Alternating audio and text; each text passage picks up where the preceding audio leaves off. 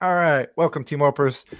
So we are here today, a little special session here. We're going to talk with Matt Wilpers, Mr. Matt here. And one of the things in working with Matt I've seen is along with his amazing opportunity to make a big impact on everyone else, is that he's no different than you, me, or anyone else. That these things, there are things that come up in our life that challenges our training a little bit. And what we wanted to do here, I was talking to Matt about this. We've actually talked about it a few times, but we saw this as a great opportunity leading into the Chicago Marathon for an opportunity to kind of talk about what's going on behind the scenes, how we do things at Team Wilpers. And this is not unique to me and Matt. This is across the board for all our coaches and all our athletes. We have very similar discussions about how to navigate, when you're a full schedule athlete, right? So I'll kind of leave it there.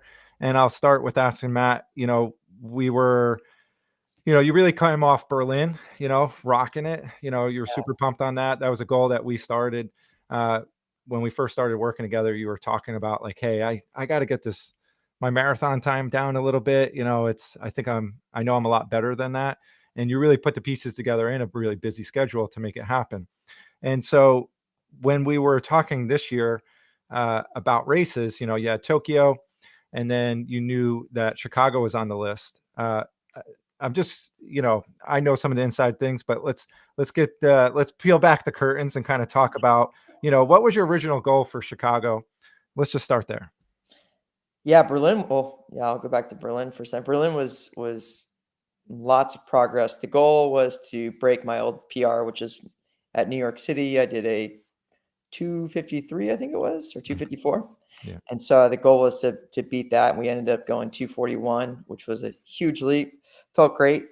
But when you think of Chicago, when everyone talks about Chicago, they're like, oh, it's fast and flat. It's a great course, great PR course. And in your head, you get to 241. You're like, well, let's break 240. And, I was thinking about how I was going to be on paternity leave for leading up to the training, have a good segment of paternity leave in my head, thinking it's like, oh, I'm gonna have time to train, blah blah blah. I won't have my Peloton class load, and then the reality set in. So that paternity leave is no joke, and that your schedule is now dictated by another human being versus you. So going in, I was thinking PR for sure, and now of course that tune has changed. Yeah, just a little bit. I remember you're like, yeah, it's Chicago. Let's go, buddy. Let's get under 240. And I'm like, well, what's going on? And you're like, yeah, baby's on the way. I'm like, when? Just, oh, that's like right in that's in the crux of it, buddy. And you're like, yeah, we got it. I have time off. But let me ask, like, do you see this when when people come in the studio, you have conversations with people about, how much time people think they have, how much space, either, before travel, before big events, like we all, do you see that pop up on your radar where people maybe, think they have more space? What do you think about Yeah, that? absolutely. I think it's human nature, and I always talk about I'm a coach, and I love having a coach. I love working with Justin because it's always great to have another person's perspective, on your ambitions, to take it from outside looking in, because sometimes we get lost in our own ambitions, and we lose check with kind of reality. And when you have someone that has tremendous coaching experience like yourself, it's you get that outside view, but a very informed outside view, and it's incredibly helpful. To come into our meetings every week. Every week, I talk with Justin, and we go through not only last week's training but the next week's training, and we're also taking a look at how are we doing on track of our overall goals for the training season, which really is the year. And so when I have these discussions with people, I like to have the similar discussion with them of like, okay, what's on your calendar? What are you thinking about? Where, have these, like, a very brief session of what you and I do, because it can be so helpful to have those check-ins. And also, as a coach, at Peloton, I stare into a camera all day. So I get these check-ins with people when we're doing photos or whatever to see what's going on, because it helps me refine my coaching. It helps me think about, well, what are people planning for, thinking about doing, but also what might they be struggling with, and that could be talking points for future classes and also social media and stuff like that. So, I absolutely have these same types of, you know, situations with people. And I'm like, okay, did you think about, if the best thing that happens is I can throw them a thought. Did you think about that? Did you think about this? And have a quick conversation. And it's fun. It's a Yeah. fun process. A sounding board, right? Like entrepreneurs do it, they get business coaches or even mentors, as we are, there's all different levels, right? Some people, you have to be a little bit more steering the ship. Some people you have to be, by them, like your assistant captain. And some people, sometimes, I would say with you, sit back and, okay, yeah, if that's where you want to go. All right. Like this, just watch out for this one or two things. Right. And so, go ahead. Oh no, with working with me must be very interesting, because my schedule is largely dictated by, a lot of my workouts are dictated by Peloton. So I get a production schedule, and it's like, boom, here's this big load of work that's being done every week. And then we look for pockets of where we can get quality training in, and what's happening on, what's coming up on the calendar determines how we're going to use those pockets of work. And those pockets are few and far between. So it's either like great work gets done or great work doesn't get done. And we have to refine expectations. Yeah, yeah. So on that topic of expectations, like how did your goal evolve, you know, uh with, you know, baby on the way, baby here, just how did it evolve for you to get to where you're at now? And then maybe we can talk about the goal a little bit now. Yeah, I think going in, it's like, before having a baby, I just, as a soon to be parent, you're thinking about, well, how do I, number one, I need to make space in my schedule. I need to make space in my life for this new human. And so you start making that space, and then you start thinking about, well, how do I be the best example? And you start buttoning up your life in 20 million different ways. And then the baby comes, and it's like, boom, like reality check. Like, you think you're ready, but you're not. You're not ready at all. And then I guess the biggest challenge for me post baby is like when you're number one, during the light, depending on how much help you have during the day, that can be challenging. But the sleep deprivation to any level is makes it really tough on workouts. Yeah. And granted, we were lucky. Wife has done an amazing job with scheduling help as much as possible, but it's your old workout time might not be like what used to work for you, might not work anymore because of the baby schedule. Hmm. Yeah. And that throws a wrench, that can really throw a wrench in everything. And so it's having to be, I had to, take a new look at my goals, and say, well, what's priority here? Mhm. Yeah. And the priority is clearly the baby. And so I'd rather just, instead of going through this training and beating myself up every training session for not either making it or feeling good or whatever, I'd say, okay, let's put the goal, let's chill out a little bit on the running goals. Let's focus on the baby, so that at the end of the day, I'm able to keep a positive mindset and enjoy everything versus just being miserable. Yeah. Yeah. And obviously we're coming at this perspective like from the guy's point of view, right? Yeah. Oh, I mean, You know, by like far I said, someone said this to me the other day, like, they're like, congratulations, man. I'm like, you should be congratulating my wife. we all are. We all are. Both for dealing with baby and you. So, no, but it just I'm pointing that out, right? Some people could look at it and be like, "Gee, he didn't give, the birth, but that's why I'm trying to frame this. We have this discussion, like, yeah, what are the priorities, right? Priorities are mama, baby, then work, and then this stuff, which for you is really tied to work, right? And so this idea that yeah, that's not lost on us, that mama bear is in charge here. Yeah. But this idea that one of the things you touched on, right, though, is this idea that readjusting your goals, right? And so, um, I see this, we all see this at Team Wilpers. These are conversations we have across the board. It's not Yeah. our first time in our company dealing with someone who's having a baby, or their partner's having a baby, or some kind of change, or, really catalyst, right? Can you dig into that feeling, that realization a little bit more of like what was the catalyst, or what did it feel like to change from, I'm going to go run faster than I did in Berlin and go PR because the opportunity presents itself. I think it's there, to, hey, I really need to, check yourself.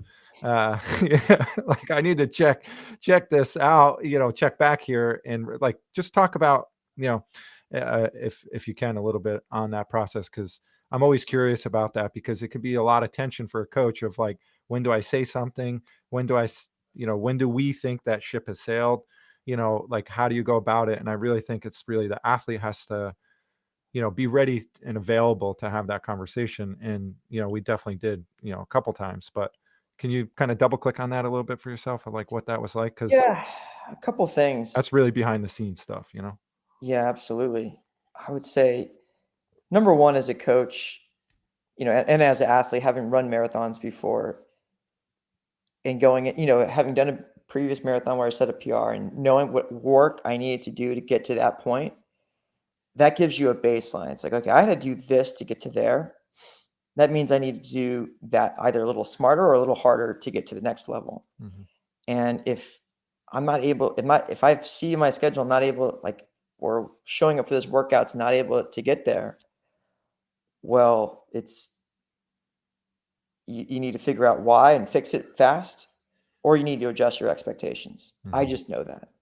As an athlete, it's like, okay, well, something's got to give right now, and Mhm. this is out of my schedule. You added a list of priorities. This is the thing that's going to have to give, unfortunately. Yeah. And then the other thing is like talking with your coach. Like, I talk with Justin. I firmly believe that one of the coach's jobs is to provide the least amount of training to get you to the place of your desired outcome. Because with the least amount of training to get to your desired outcome, you get the least exposure to injury. Mhm. And therefore you're training smart. You're also effectively using your time. And that's where, like, coaches give you bang for buck there. And it's really helpful to optimize your time. And time is, to me, is the most valuable commodity. I think coaches will always exist. It's great. And Justin's always thinking about, like, okay, what at minimum needs to get done for you to achieve this. And I started not being able to achieve those minimums. And I was like, well, I'm going to have a come to Jesus with Justin here.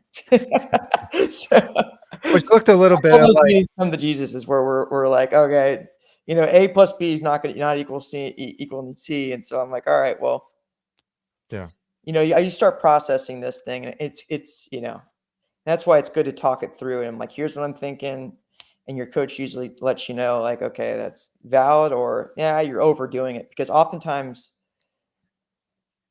in my coaching experience, I found that guys over project what they're capable of. And Mhm. oftentimes the ladies under project. And it's great to have a coach to talk about that with. But anyways, that's how I arrived at the reality that my goal is probably not going to happen. Yeah, two things I heard you say there, and this will kind of transition a little bit, is like, we talk about minimal effective dose, right? And a lot of our clients hear minimal, and it's like, no, effective. What can you absorb, right? And when you're getting inconsistent sleep and different stuff like that for whatever it is, right? Sometimes it's like, well, you can't absorb the training that you are doing, or there's reasons why we're not getting it in, right? And I think it was like, okay, like, we went from, okay, let's focus on a big long run, because your work generally supports, the easier stuff and the kind of moderate stuff. It's usually we're missing out on the bookends, long, Yeah, very long, and the speedy stuff, right? Which speedy stuff. was, Yeah. yeah, VO2 max and whatnot, right? Which was a success, I think, that you had for, Berlin. But when I started not seeing it, it was like, okay, like, having principles, right? To me, it's like, it doesn't change. What's the minimal effective dose? Well, it's like, can you get junk mileage in? Like, while the baby's sleeping, can you get 30 minutes on the tread, or, Yeah. 15 minutes, or stuff like that? And most people, right, are like, if it's not 30 minutes, and if I didn't like huff and puff, or I'm dead on the ground, it's the workout wasn't worth it. And I was like, just get junk mileage in. And that was the catalyst, right? Oh, and that's such a brilliant point, because there's this something that we talk about in the longevity discussion, which is called all or nothing thinking. Mm, mhm. And all or nothing thinking is like it can wreck your fitness. Yeah. And it was wrecking my fitness, to be honest, until Justin and I had that conversation, because I was just like, okay, if I can't go out and get this phenomenal workout in, then like I'm just not going to do it. Yeah. And really, he was like, dude, just go out and get some junk miles. And I'm like, okay. I start squeezing in these runs, and one thing led to another. All of a sudden, I'm getting some quality workouts in. That did help bring me back from the dead. Yeah. And I think people get stuck in, who said it? I think Mark Twain or something, comparison is the thief of joy, Oh yeah, and like when we're comparing to ourselves, we're often the harshest. And it's like, look, we're not going to run what we did in Berlin. And even going in, I was a little sus, I was like, like you're talking, I went through the things. I'm like, just, we might have to switch. Right. And so I think in coaching sometimes is how do you foreshadow a little bit, but yeah. not, knock down the athlete. And that's what we try to do is like, hey, like if this happen, I'm afraid this might happen, right? And just say like if that happens, we might have to shift, so that when we got there, it wasn't like, I was like dragging you, out of the playpen, like, by your socks, like, come on, we got to go home. Like, it's like, let's go. But this leads me to the big question, and it really comes back to, why we do what we do. Like, okay, if no PR, then why line up Oh, this Sunday, and put the bib on? Like, why still do the marathon if it's not ah, going to be a PR? man, it's so fun to be out there. Like I'm just, yeah, that's a great question. And when I think about just running the marathon, number one, it's like having run the Chicago Marathon. I've always wanted to run the Chicago Marathon, and say for some reason I come back and do it again in the future and come back actually better prepared. Having done it once, like it's like running a hill the first time. After you run a hill the first time, you're like, okay, it's not that bad. Mhm. Next time I'm gonna like destroy this hill. Same thing with a course. So next time I come back to Chicago, maybe I want to like crush it. But also, it's just like I think we talk about finding the love and joy in what you're doing and in fitness, and it's just like there's days where you're out there running for fun, and there's days where you're out there running for like to perform. And while I'm definitely going to give it a good go, and it's hard for me to show up for a race and not give it a good go. I'm going to be out there focusing on having a good time, and I'm not going to be getting bent out of shape over not not getting my PR, because I have my own internal expectations. But to that point, we're still coming out there with a plan. Yeah. You're still coming out there with a plan. It's just a different plan. That's all. Yeah. And I think that's one thing that you've beaten in my head. It's good to come out to these races no matter what the plan is, but to have a plan and to work on the process of executing a plan, because when you're given plans in the future, you'll be that much more successful at executing those plans. And that's one thing we did in that half marathon recently. Yeah. It's, yeah, you kind of touched on this thing. It's like, I've said this before. It's like, I had a mile race a couple weeks ago, and Oh, the lung busters, oh man. my god, and it was for a reunion. My college built the track for the first time ever, and so we went back, and all the guys are like, "Let's do a mile race," and it was FAT time, like fully automated. It was like legit, and I'm like, I don't know what I can do, because for me this year has been exercising. The past couple years have been training, and I'm like, I need to kind of for myself just recalibrate here, because I wasn't having fun, racing, and so you know one of these things is like like the software has not changed since college or high school, but the hardware has changed. Like, things feel a little bit harder, but I just know like I have a big engine right now from cycling, but I don't have, the running, like the Yeah. pounding and stuff. So this idea though, to have a plan, I told my wife going into the race, I know what effort I want to do. I don't know if it's 5:20, 5:40, or 6 minutes. And it ended up being like 5:26. So I'm like, yeah, that's what I wanted, right? But this idea then is, if it's not PR, I'm not showing up. Or, some people will still have missed all the training, compared to what we did in Berlin. We missed a lot, right? Yeah. But then they'll go in with the same philosophy, the same strategy, right? And I think that's a big missed opportunity. Like if it's super hot out, like it was Boston 2 years ago, people had the same strategy, and I we adjusted, most of us adjusted our clients backwards to accommodate for that. So, you had a half marathon, and do you remember what you said to me that you were going to do for that half marathon? Oh, I'm gonna go blast this thing. Yeah, I'm gonna smoke this. I've been feeling good, and I was like, Matt, you've been to work 1 week, you're on a high. All right, you're feeling good, but the progressive overload this is going to be a Detrimental. well, Yeah. I don't know what's going to happen with where your fitness is at, right? And we all do this as coaches, is sometimes have had the courage to say, I don't know what the answer is, right? But to me, it seemed risky, and it was like, let's work on an opportunity to practice a strategy. Yeah. And get you on there. So for Chicago, our strategy is going to be more heart rate based, right? Because it's like, all right, I know what heart rate you can sustain for a while, and I just don't know what pace that's going to be. Now, some coaches or companies might see that as a cop out, but we've had success with that at different times of figuring out, like, all right, let's manage the one thing we have control of, which is your effort, right? Yeah. And heart rate is a good I representation. love it because during the race, when I'm looking at you give me a heart rate cap. You're like, you're not beating this heart rate cap. Like you Mhm. need to stay under here. In my mind, I'm thinking, well, how fast can I run Mm. at that heart rate? So like how can I dial in my technique that much to keep my heart rate that low and my breathing so that I can go as fast as possible at this heart rate? And I think that is a wonderful pressure to have.